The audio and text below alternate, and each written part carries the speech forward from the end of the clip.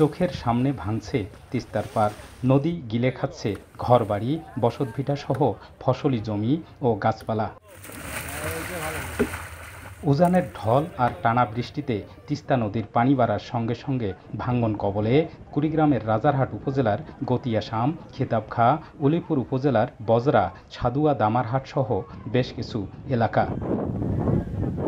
গত এক মাসে শুধু তিস্তার ভাঙনে বসতভিটা ও ফসলি জমি হারিয়েছে শতাধিক পরিবার। হুমকিতে স্কুল, মাদ্রাসা সহ অসংখ্য ধর্মীয় প্রতিষ্ঠান। এ অবস্থায় নিজেদের সম্পদ রক্ষায় রাজারহাটের গতিয়াশাম এলাকায় মানববন্ধন করেছেন অসহায় মানুষ।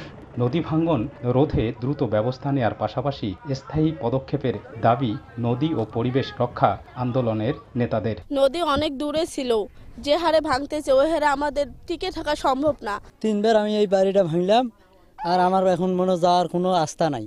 এই 400 মিটার কাজ করলে এই সম্পদগুলো রক্ষা হওয়া সম্ভব। এখন জরুরি যে সমস্ত জায়গায় ভাঙছে, জিও ব্যাগ ফেলে এই ভাঙন বন্ধ করা হোক।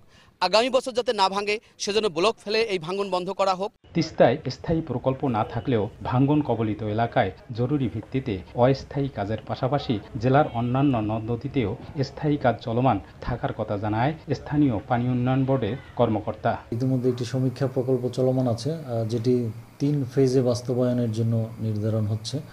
সেই রিপোর্ট পেলে আমরা প্রকল্পের ডিপিপি প্রণয়ন করে সাবমিট করতে পারবো। গত 3 মাসে কুড়িগ্রামের উপর দিয়ে প্রবাহিত তিস্তা, ব্রহ্মপুত্র, ধরলা ও দুধকুমারের ভাঙনে 5 শতাধিক ঘরবাড়ি বিলীন হয়েছে। বাদশা সৈকত, সময় সংবাদ, কুড়িগ্রাম।